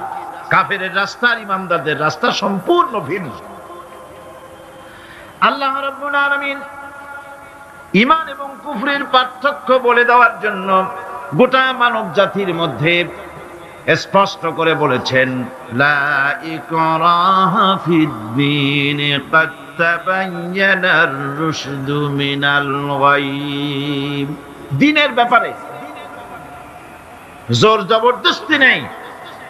এখানে হেদায়েতের পথ এবং গোমরাহি, হেদায়েতকে গোমরাহির পথ থেকে সম্পূর্ণ আলাদা করে দেওয়া হয়েছে। লা ইকরাহা ফিদ-দীন, দ্বীনের ব্যাপারে কোনো জোর জবরদস্তি নেই। যারা ধর্মনিরপেক্ষবাদী তারা এই আয়াতটাকে নিজেদের মতবাদকে প্রতিষ্ঠার লক্ষ্যে অনেক সময় কাজে লাগায়। দুটি আয়াতকে তারা বেশি ব্যবহার করে। একটা হচ্ছে লাকুম দীনুকুম ওয়ালিয়া দীন, আর একটা হচ্ছে লা ইকরাহা ফিদ-দীন। এই দুইটি আয়াতকে ধর্মনিরপেক্ষবাদীরা ব্যবহার করে। এই দুটির কোনটি তাদের আদর্শকে বোঝাবার লক্ষ্যে ব্যবহারের কোনো সুযোগ নাই। লা ইকরাহা ফিদ-দীন, ধর্মের ব্যাপারে কোনো বাড়াবাড়ি নাই, জোর জবরদস্তি নাই। এ কথা বলা হয়েছে এই কারণে যে কোন বিধর্মীকে, অমুসলিমকে ভয় দেখিয়ে, লোভ দেখিয়ে অথবা কোন ক্রমে কোন প্রকার চাপ সৃষ্টি করে তাকে মুসলমান বানানো যাবে না। এমনকি সূরা তওবার মধ্যে এসেছে, যুদ্ধ চলাকালীন সময়, জিহাদ চলাকালীন সময় কোন অমুসলিম যদি ইসলাম জানার জন্য তোমাদের তাঁবুতে আসে, তাহলে তুমি তাকে ইসলাম বুঝাও। ইসলাম শোনার পরে যদি মেনে নেয় ভালো কথা, আর যদি না মানে তাকে তার তাঁবু পর্যন্ত ফিরে যেতে চাও, ফিরে যেতে দাও। মাঝপথে তাকে আক্রমণ করা যাবে না। ধর্মের ব্যাপারে কোনো বাড়াবাড়ি নাই। লা ইকরাহা ফিদ-দীন, এর দ্বারা ধর্মনিরপেক্ষতার কোনো কথা বোঝানো হয়নি। আর লাকুম দীনুকুম ওয়ালিয়া দীন, এটা ছিল কাফেরদের সেই বক্তব্যের প্রেক্ষিতে যেখানে কাফেররা বলেছিল মুহাম্মদ সাল্লাল্লাহু আলাইহি ওয়াসাল্লাম, আসুন আমরা এক কাজ করি, সেটা হলো ধর্ম নিয়ে আমাদের মধ্যে যে বাকবিতণ্ডা হচ্ছে, আমরা ধর্মকে 50-50 ভাগ করে দিই। কিছুদিন আমরা গিয়া আপনার আল্লাহরে সেজদা দেই, আর কিছুদিন আপনারা আমাদের মূর্তিগুলিকে প্রণাম করুন। এই প্রস্তাব যখন রাখল, আল্লাহ রাব্বুল আলামিন সূরা কাফিরুন অবতীর্ণ করে দিলেন, কুল ইয়া আইয়ুহাল কাফিরুন লা আ'বুদু মা তা'বুদুন। হে কাফেরেরা, হে অবিশ্বাসীরা, নবী আপনি বলুন, হে অবিশ্বাসীরা, তোমরা যার ইবাদত করো আমরা তার ইবাদত করি না, আবার আমরা যার ইবাদত করি তোমরাও তার ইবাদত করো না। সুতরাং লাকুম দীনুকুম ওয়ালিয়া দীন, সুতরাং তোমাদের দিন তোমাদের জন্য, আমাদের দিন আমাদের জন্য। এখানে নিরপেক্ষতার কথা বলা হয় না, এখানে পক্ষের কথা বলা হয়েছে। কিসের পক্ষ? ধর্মের পক্ষ। কিসের পক্ষ? হিন্দু, খ্রিস্টান, বৌদ্ধ, তোমরা তোমাদের ধর্মের পক্ষে থাকো। মুসলমান, তোমরা তোমাদের ধর্মের পক্ষে থাকো। ধর্মের ব্যাপারে নিরপেক্ষ হওয়ার কোনো সুযোগ নাই। আছে নাকি সুযোগ? আমি পার্লামেন্টে বলেছি এই কথা, যে একটা ধর্মের উপরে বিশ্বাস করে নিজেকে একটা ধর্মের পক্ষের ব্যক্তি হিসাবে ঘোষণা করে কেউ বলছে, দাবি করছে আমি হিন্দু, কেউ বলছে আমি বৌদ্ধ, কেউ বলছে আমি খ্রিস্টান, কেউ বলছে আমি মুসলমান। নিজেকে একটা ধর্মের বিশ্বাসী ঘোষণা করার পর আমি ধর্মনিরপেক্ষ এই কথাটা মিথ্যা, বানোয়াট, জালিয়াতি, প্রতারণা, মুনাফিক। কোন ধর্মের অনুসারী ব্যক্তি ধর্মনিরপেক্ষ হতে পারে না, কেবলমাত্র নাস্তিক, যারা আল্লাহরে মানে না, আল্লাহকে স্বীকার করে না, ওরা বলতে পারে আমরা ধর্মনিরপেক্ষ, ধর্মের ব্যাপারে আমরা নিরপেক্ষ, গুলো মানি না, বিশ্বাস করি না। কিন্তু যারা ধর্মে মানে, সেদের যে ধর্মেরই হোক না কেন, সে ব্যক্তি ধর্মনিরপেক্ষ যদি দাবি করে, এটা মিথ্যে কথা, এটা মুনাফিকি ছাড়া কিছু হতে পারে না। মুসলমানকে, যে কোনো জাতিকে যে ধর্মে আছে ধর্মের পক্ষে থাকায় কথাই বলা হয়েছে। এখন আমি বলতেছিলাম ইমানের কথা। ইমান আগে আনতে হবে। ইমান সম্পর্কে আল্লাহ রাব্বুল আলামিন বলতেছেন ইমান হলো আগে, তারপরে ইসলাম। আবার ইমান আনার আগে আবার কুফরি একটা শব্দ আছে, সেটা হলো ফামান ইয়াকফুর বিত-তাগুতি ওয়া ইউমিন বিল্লাহি ফাকাদ ইসতামসাকা বিল উরওয়াতিল উসকা লা ইনফিসামা লাহা ওয়াল্লাহু সামিউন আলীম। ফামান ইয়াকফুর বিত-তাগুত, যে ব্যক্তি তাগুতকে অস্বীকার করেছে, সর্বপ্রথম তাগুতকে অস্বীকার করতে হবে। ওয়া ইউমিন বিল্লাহ, আর এরপরে আল্লাহর উপরে যে ঈমান আনলো, ফাকাদ ইসতামসাকা বিল উরওয়াতিল উসকা, সেমন এক শক্ত অবলম্বন ধারণ করলো যা তাকে কোনো কিছুই বিচ্ছিন্ন করবে না, ধ্বংস করে দেবে না। সুবহানাল্লাহ। এখন সত্যিকারের ঈমানদারের পরিচয়টা কি?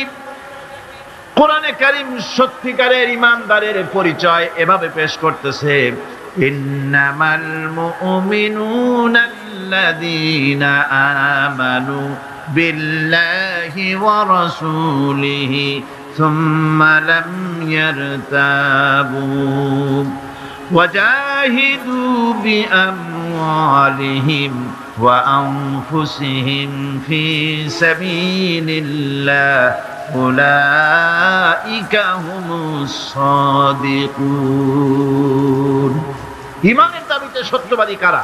ইন্নামাল মুমিনুনা আল্লাযীনা আমানু বিল্লাহি ওয়া রাসূলিহি, সত্যিকারের মুমিন তো তারা যারা নাকি ঈমান এনেছে আল্লাহর উপর এবং রাসূলের উপরে। এই ঈমান আনার পর সুম্মা লাম ইয়ারতাবু, এরপরে কোন সন্দেহে সে নিপতিত হয় নাই, কোন সন্দেহ তার মনের মধ্যে জায়গা পায় নাই, আর সে আল্লাহর রাস্তায় জিহাদ করেছে মাল দিয়ে, জান দিয়ে। উলাইকা হুমুস সাদিকুন, এরাই হলো ঈমানের দাবিতে সত্যবাদী। সুম্মা লাম ইয়ারতাবু, অথবা এক বিন্দু সন্দেহ মনের মধ্যে জায়গা দেয় নাই, অর্থাৎ ঈমান আনছি কার উপরে? আল্লাহর উপরে। কার উপরে? আর তার রাসূলের উপরে। আল্লাহ এবং রাসূলের উপরে ঈমান আনার পর যারা আল্লাহ এবং রাসূলের বিধান জীবনের সকল ক্ষেত্রে মানতে পারে নাই, তারাই সন্দেহে নিপতিত হয়েছে। কথা বুঝতে পেরেছেন? তাদের সন্দেহ এই কোরআন মানুষের জীবন, তার সম্পদ, তার রাজনীতি, তার অর্থনীতি পরিচালনা করতে পারে না। সেই জন্য ধর্মের ব্যাপারে কোরআন মানি, ধর্মের ব্যাপারে নামাজ আর রোজা মানি, কিন্তু রাজনীতিতে ধর্ম মানি না। এটাই হলো সন্দেহ। এটাই কি? সন্দেহ, অবিশ্বাস। জীবনকে তারা দুইটা ভাগ করেছে, এক ভাগ রাজনীতির জন্য, আর এক ভাগ কিসের জন্য? ধর্মের জন্য। আব্দুল্লাহর তেলাওয়াতের জ্বালায় এত জোরে তেলাওয়াত করে ঘুমাইতে পারি না, বিশ্রাম করতে পারি না। নবীজি বললেন, তোমরা আব্দুল্লাহকে তেলাওয়াত করতে দাও, যত খুশি জোরে তেলাওয়াত করুক। তার কারণ হলো তার ঈমানটা এত চড়া দামে ঈমান এনেছে, পরনের লুঙ্গিটাও আনতে পারে নাই। ইত্যবসরে তাবুকের যুদ্ধের দামামা বেজে উঠেছে, রোমানদের সাথে রাসূলুল্লাহর যুদ্ধ হবে। আল্লাহ নবী সাহাবায়ে কেরামদেরকে একত্রিত করে যুদ্ধের প্রস্তুতি নিলেন। সমস্ত লোকেরা টাকা পয়সা দিল, মহিলারা সোনা দানা দিলেন, সবগুলি নিয়ে রাসূলুল্লাহ রওনা করলেন। 30,000 সৈন্য নিয়ে নবীজি রওনা করেছেন তাবুকের দিকে। আর 2 লক্ষ সৈন্য আসছে রোমানদের। কিছু দূর যাওয়ার পরে হযরত আব্দুল্লাহ নবীজির সামনে এসে দাঁড়ালেন, বললেন, ইয়া রাসূলুল্লাহ, সাহাবায়ে কিরাম পুরুষ আর নারীরা যা তাদের কাছে ছিল সব খুলে খুলে আপনাকে দিয়ে দান করেছে জিহাদের জন্য। আমার কাছে কিছুই নাই, আমি তো কিছু দিতে পারলাম না।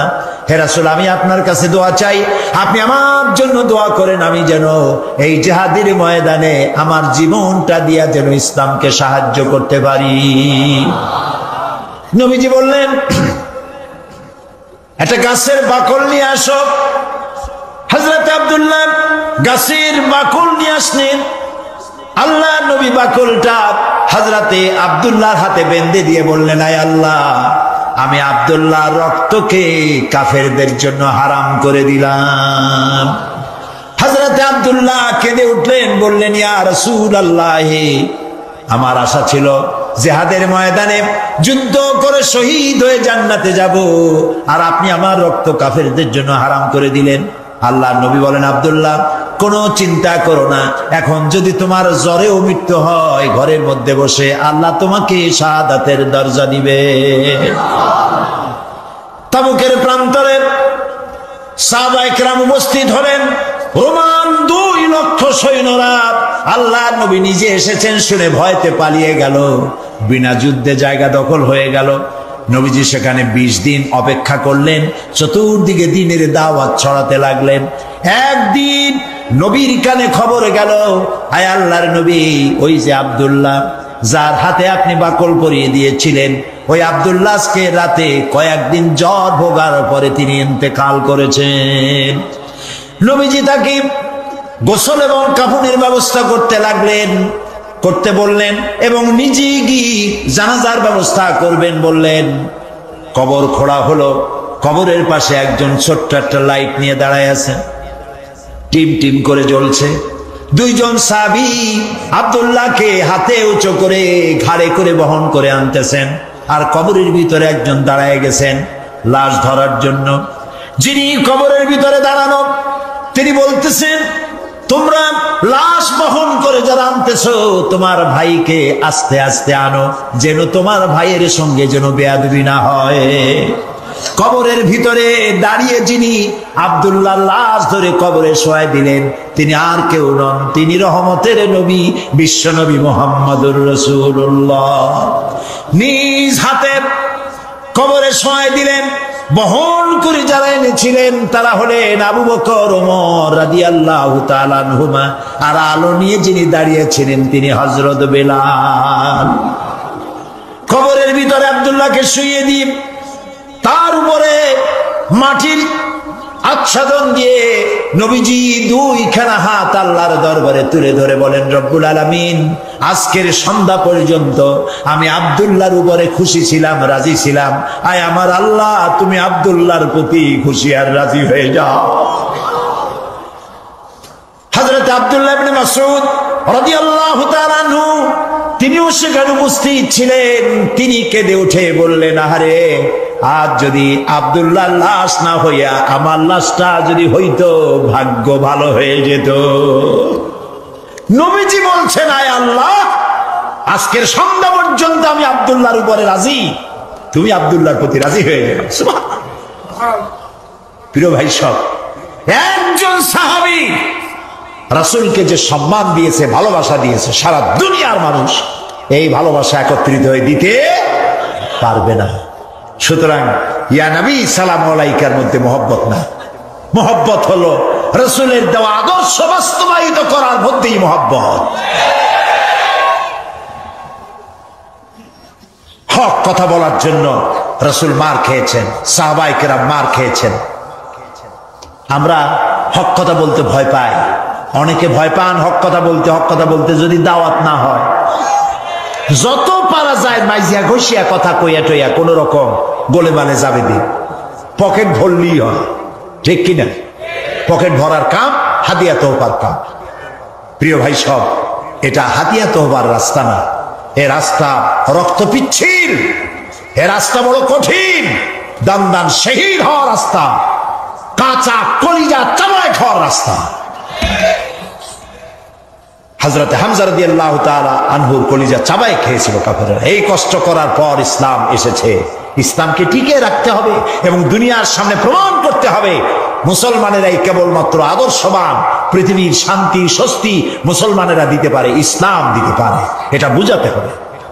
কিন্তু যে পথে আমাদের লোকেরা রওনা হয়েছে এই পথ আসল পথ নয়। একজন ব্যক্তির পিছনে দৌড়ানো, শাস্ত্রস্তি, ব্যক্তি পূজা, মাজার পূজা, পীর পূজা, এইসব পূজা দিয়ে গোটা দেশ কোথায় যাচ্ছে? আদর্শ ছেড়ে দিয়ে। প্রিয় ভাই সব, এই জন্য আমাদেরকে বুঝতে হবে, এই ধারণা বদ্ধমূল করে নিতে হবে, আল্লাহ যত নবী পাঠাইছেন সব নবীরা কি ছিলেন? মানুষ। বলেন সবাই। কিন্তু কাফেরেরা এটা মানতে পারে নাই। কাফেরেরা বলতো মা হাদা ইল্লা বাশারুম মিসলুকুম ইউরিদু আন ইয়াতাফাদ্দালা আলাইকুম ওয়ালাউ শাআল্লাহু লাআনজালা মালাইকাতাম মা সামি'না বিহাদা ফি আবাইনাল আউয়ালিন। মা হাদা ইল্লা বাশারুম মিসলুকুম, এই যে নবী এ তো মানুষের মতো, এটা কি কথা? তার আলাদা একটা ফজিলত আমাদের উপর থেকে কি হবে? আল্লাহ যদি ইচ্ছে করতেন তো ফেরেশতাই তো পাঠাই দিতেন নবী করে আমাদের জন্য। মা সামি'না বিহাযা ফি আবাইনাল আউয়ালিন, এটা আমাদের বাপ দাদা মুখেও কোনোদিন শুনি নাই যে মানুষ নবী হয়, এটা কথা হইল। এ কি নবী? তারা বিশ্বাস করতে পারত না। তারা বলতো মা হাদা ইল্লা বাশারুম মিসলুকুম ইয়াকুলু মিম্মা তাকুলুনা মিনহু ওয়া ইয়াশরাবু মিম্মা তাশরাবুন। এ কি নবী যে আমরা যা খাই তাই খায়, আমরা পান করি তারাও পান করে? এই ধরনের চিন্তা তাদের ছিল, ওই কুফরি চিন্তা এখন মুসলমানদের মধ্যে ঢুকছে। নবীর মানুষ কোয়া যাবে না, কন্যা উজুবিল্লাহ। মুসা আলাইহিস সালাম এবং হারুন আলাইহিস সালাম যখন নবুয়তের দাবি নিয়ে গিয়েছিলেন, কাফেরেরা বলেছিল আনুমিনু লিবাশারাইনি মিসলুনা, আমরা কি ঈমান আনবো এমন দুই ব্যক্তির উপরে যারা আমাদের মতো মানুষ, তাদের উপর ঈমান আনবো, এটা কেমন কথা? মা লিহাদার রাসূল ইয়াকুলুত তুআম ওয়া ইয়ামশি ফিল আসওয়াক, কেমন রাসূল যে আমাদের মতো বাজারে যায়, আমাদের মতো ভাত খায়? ওরা চিন্তা করতো যে রাসূল যিনি হবেন তিনি হয়তো ফেরেশতা হবে বা অন্য কিছু হবে, জিন হবে। আল্লাহ রাব্বুল আলামিন বলেন পৃথিবীতে যদি সব ফেরেশতারা স্বাচ্ছন্দ্যে ঘোরাফেরা করতো তাহলে আমি এখানে ফেরেশতা নবী করে পাঠাইতাম। আমি যে মানুষের জন্য মানুষ নবী করেছি, এটা তো সারা পৃথিবীর মানুষের জন্য ইহসান করেছি।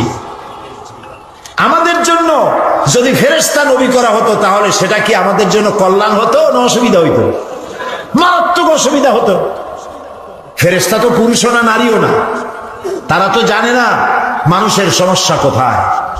কলকারখানার মালিকের সাথে শ্রমিকের যখন লাগে, ফেরেশতা বুঝবে কি এটা মীমাংসা কেমন হবে? স্বামী স্ত্রী যখন ঝগড়া লাগে তো ফেরেশতা কি করে বুঝবে স্বামী স্ত্রীর ঝগড়া লাগে কেন? ফেরেশতা তো পুরুষও না মেয়ে লোকও না, তার তো বউ নাই স্বামীও নাই। কাজে আল্লাহ তাআলার এটা মেহেরবানি যে তিনি কি করেছেন, মানুষের জন্য নবী বানাইছেন। কি ওয়ামা আরসালনা ক্বাবলাকা ইল্লা রিজালান নূহি ইলাইহিম ফাসআলু আহলাদ যিকরি ইন কুনতুম লা তা'লামুন। আপনার পূর্বে যত নবী আমি পৃথিবীতে পাঠিয়েছিলাম তারা সব মানুষ ছিলেন, একজনও ফেরেশতা বা জিন ছিল না, সব ছিল মানুষ। সুতরাং হে নবী, আপনি আপনার পজিশন সম্পর্কে জানায় দেন, আপনার অবস্থা সম্পর্কে বলেন। আল্লাহ বলে দিলেন, আপনি বলুন কুল ইন্নামা আনা বাশারুম মিসলুকুম ইউহা ইলাইয়া আন্নামা ইলাহুকুম ইলাহু ওয়াহিদ। হে নবী, আপনি বলুন আনা বাশারুম মিসলুকুম, আমি তোমাদের মতোই মানুষ। ইউহা ইলাইয়া, আমার কাছে ওহী আসে। আর তোমার আর আমার, তোমাদের আর আমার ইলাহ এক। আমি তোমাদের মতো মানুষ। কুল ইন্নামা আনা বাশারুম মিসলুকুম, আমি তোমাদের মতো মানুষ। বুঝতেছেন কথা? এই কথার ব্যাখ্যা সব সময় আমি চেষ্টা করি মানুষকে বুঝাবার জন্য। আল্লাহ তৌফিক দিন বলেন আমি। ইন্নামা আনা বাশারুম মিসলুকুম, আমি তোমাদের মতো মানুষ, এই কথার ব্যাখ্যা দরকার। তা না হলে আন্দাজে দেখবেন এই যে কথা বললাম যদি ব্যাখ্যা না দেওয়া হয়, তাহলে কেউ কেউ আগামীকাল থেকে ওয়াশ করা শুরু করবেন, এই সাইদি আসছিল, আসে বলে গেছে নবী নাকি আমাদের মতো সাধারণ মানুষ। আর লোকেরা কবে নাউজুবিল্লাহ, কই লোক? নবী মানুষ, কিন্তু মানুষের মধ্যে দুইটা শ্রেণী। কয়টা শ্রেণী? একটা হলো সাধারণ আর একটা হলো অসাধারণ। একটা মানব আর একটা বলে মহামানব। রাসূলুল্লাহ মানুষ, মানব, কিন্তু মহামানব। তিনি মানুষ, তবে সাধারণ মানুষ নয়, অসাধারণ মানুষ। সুবহানাল্লাহ কয়। মানুষ কোন দিক দিয়ে? মানুষ এই দিক থেকে, আমাদের মতো মানুষ এই দিক থেকে। আমরা ঘুমাই, রসুল ঘুমায়, আমরা খাই, তিনিও খান। আমরা বিয়ে করি, বাচ্চা হয়, তিনিও বিবাহ করেছেন, বাচ্চা হয়েছে। তার শরীর কাটলে যে রক্ত বেরোতো, সে রক্ত সাদা ছিল না, সে রক্ত আমাদের মতো লাল রক্ত ছিল। তিনি আনন্দ পেলে হাসতেন, দুঃখ পেলে কাঁদতেন। নবী করিম সাল্লাল্লাহু আলাইহি ওয়াসাল্লামের ছেলে মারা গেল, তিনি কাঁদতেছিলেন, চোখ দিয়ে পানি পড়তেছিল। সাহাবায়ে কেরাম বললেন, হে রাসূল, আপনি তো আমাদের কাঁদতে নিষেধ করেছেন। নবী করিম সাল্লাল্লাহু আলাইহি ওয়াসাল্লাম বলেছেন, আমি চিল্লাতে নিষেধ করেছি, আমার চোখ দিয়ে যেটা পড়ছে এটা হলো মুহাব্বত। আমার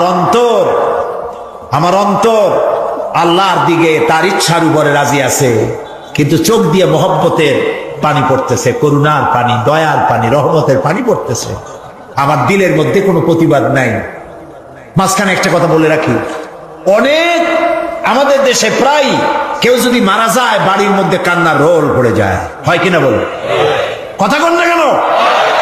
কান্নার রোল পড়ে যায়। আমরা মেয়ে লোকেরা চট্টগ্রামে কি করে জানি না, এই বরিশাল বিভিন্ন জায়গায় মেয়ে লোকেরা যখন কান্দে তখন সুর করে কান্দে। দুঃখের মধ্যে সুর আসে কেমনে আমি বুঝিনি। সুর দিয়ে, সুর না হলে কাঁদতে পারে। আপনাদের ইতিবে আছে বোধহয়, হ্যাঁ আছে, সুর দিয়ে কাঁদে। এই যে বিলাপ করতেছেন কেন? আপনি আওয়াজ করে কাঁদছেন কেন? তার অর্থ দাঁড়াচ্ছে আল্লাহর সিদ্ধান্তের বিরুদ্ধে আপনি প্রতিবাদ করছেন। বলেন নাউজুবিল্লাহ, বলেন নাউজুবিল্লাহ। আজকে সকালে আমি এক মহিলার জন্য দোয়া করেছিলাম। বিশ্ব ইসলামী আন্দোলনের নেতা অধ্যাপক গোলাম আজম, জামাত ইসলামী বাংলাদেশের সাবেক আমির, তার বড় ছেলের বউ, পুত্রবধূ সালমা মুন্নিনা, এই তার এই পুত্রবধূ আমাকেও শ্বশুরের মতো ভক্তি করেছে, মহব্বত করেছে। দীর্ঘদিন রোগ ভোগের পরে মারা গেলেন কদিন আগে। আল্লাহ যেন তাকে জান্নাতুল ফেরদাউসের মেহমান বানায় দেন। কথাটা আনলাম এই কারণে, তার ছোট্ট মেয়ে মামুনের স্ত্রী, গোলাম আজম সাহেবের নাতনি, ছোট্ট নাতনি, নাম নুসাইবা, আমাদের পাশে বসা, চোখ থেকে দরদর করে পানি পড়ছে, মুখে কোনো আহা উহু নাই। আমার স্ত্রীর কাছে শুনলাম, তিনিও দেখতে গিয়েছিলেন, তার কাছে শুনলাম ছোট্ট মেয়েটা মায়ের মুখের দিকে তাকায় আছে, ছেলেগুলি মায়ের মুখের দিকে তাকানো, কোনো শব্দ নাই, শুধু চোখ দিয়ে পানি পড়ছে। একটা মুমিনের বাড়ি, কোন মানুষ মারা গেলে এটাই হওয়া উচিত। আপনি আওয়াজ করে কাঁদবেন, তার অর্থ হলো আল্লাহর ফয়সালার বিরুদ্ধে প্রতিবাদ করছেন। বলেন নাউজুবিল্লাহ। আপনার কলিজার টুকরা সন্তান মারা গেছে, আপনি বলুন ইন্না লিল্লাহি ওয়া ইন্না ইলাইহি রাজিউন। একটা গোলাম এর থেকে আর বেশি কি বলতে পারবো? গোলামের কোনো সে নাই। মাবুদের সিদ্ধান্ত, সিদ্ধান্ত কার? আল্লাহ রাব্বুল আলামিন। সেই জন্য নবী করিম সাল্লাল্লাহু আলাইহি ওয়াসাল্লাম তিনি মানুষ ছিলেন, আনন্দ পেলে হাসতেন, তবে আমাদের মতো হাসতেন না, মুস্কি হাসতেন। আমাদের দেশে মানুষ হাসে, হাসের কায়দা দেখছেন? কত কায়দা! হায়, নাট্য হাসি, পৈশাচিক হাসি, অট্ট হাসি, পাজামার ফিতা ছেঁড়া হাসি, এরকম না। নবী করিম সাল্লাল্লাহু আলাইহি ওয়াসাল্লাম যখন হাসতেন শরীর মোবারক কাঁপত না। সুবহানাল্লাহ। কোথায় যাবেন? কি এর নেতা ফেতা মানুষের সাথে নামাজ রোজা কোরআন হাদিস ছাড়িয়ে দিয়ে একটা আসলো, তার পিছনে পাগলের মতো দৌড়ালেন। এটা মুসলমানের কাজ নয়। নবী করিম সাল্লাল্লাহু আলাইহি ওয়াসাল্লাম মুস্কি হাসতেন, দাঁত মোবারকের কিছুটা অংশ দেখা যেত।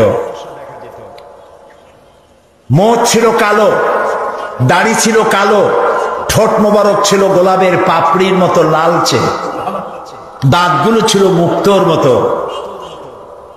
এর মধ্য থেকে যখন তিনি হাসতেন মনে হতো কালো মেঘের মধ্য দিয়ে বিদ্যুৎ চমকে যাচ্ছে, মানুষেরা পাগল হয়ে যেত মহব্বতে। তিনি মানুষ, তবে আমাদের মতো সাধারণ মানুষ নন, অসাধারণ মানুষ। আল্লাহ রাব্বুল আলামিন তার শারীরিক শক্তি, মানসিক শক্তি, রুহানি শক্তি যা দিয়েছিলেন কোন মানুষের সাথে তার তুলনা হবে না। তবে তিনি মানুষ, এতে কোনো সন্দেহ নেই। কথা কি বুঝাইতে পারছি? কথা কি বুঝছেন? জিন্দিগিতেও বলবেন না যে আমাদের মতো সাধারণ মানুষ, কবিরা গুনাহ হবে। সাধারণ মানুষ যদি হয় তাহলে তো তিনি গুনাহ করতে পারবেন। রাসূল কি গুনাহ করেন? সাধারণ মানুষ তো মিথ্যে কথা বলে, রাসূল কি মিথ্যে কথা বলে? সেই জন্য সাধারণ মানুষ কখনো বলবেন না। তিনি মানব, মহামানব। তিনি মানুষ, অসাধারণ মানুষ। তিনি আল্লাহর নবী, তার পরিচয় হচ্ছে আল্লাহর নবী। গায়ব সম্পর্কে কথা আসে যে নবী করিম সাল্লাল্লাহু আলাইহি ওয়াসাল্লামের গায়বী ইলম সম্পর্কে না, আল্লাহ যেটুকুন জানাইছেন তার থেকে বেশি কিছু তিনি জানেন না। আল্লাহ রাব্বুল আলামিন তাকে দিয়ে বলাচ্ছেন, কুল লা আকুলু লাকুম ইনদি খাযাইনুল্লাহি ওয়া লা আ'লামুল গায়বা ওয়া লা আকুলু লাকুম ইন্নী মালাকুন ইয়াত্তাবিউ ইল্লা মা ইউহা ইলাইয়া। বলুন, আমি তো তোমাদের কথা বলি না যে আমার কাছে আল্লাহর বিপুল ধনরাশি আছে, এবং এটাও বলি না যে আমার কাছে গায়বের ইলম আছে। আল্লাহ তাআলা বলছেন যে বলেন আপনার কাছে গায়বের ইলম নাই। নবীজি আরো বলেন, ওয়ালাউ কুনতু আ'লামুল গায়বা লাস্তাকসারতু মিনাল খায়র ওয়া মা মাসসানিয়াস সূ। হ্যাঁ নবী, আপনি বলেন আমার কাছে যদি গায়বের ইলম থাকতো তাহলে আমি সব ভালো ভালো জিনিসগুলি আমার জন্য বেছে নিতাম, আর কোন অকল্যাণ আমাকে স্পর্শ করতে পারত না। নবী যদি গায়ব জানতেন তায়েফের ময়দানে মার খেতেন না, তিনি টের পাইয়া গায়বী ইলম দ্বারা জায়গা থেকে সরে পড়তেন। উহুদের ময়দানে গায়েব যদি তিনি জানতেন তাহলে ওহদে দান্দার মোবারক শহীদ হওয়ার আগে নিজে সরতেন, হামজা রাদিয়াল্লাহু তাআলা আনহুকে সরাই দিতেন। এগুলো ঠিক কিনা? ইহুদি কর্তৃক একটি ছাগলকে বিষপান করাইয়া বড় বানাইছিল, সেই বিষাক্ত গোশত রাসূলকে খাওয়ানো হয়েছিল। তিনি যদি গায়েব জানতেন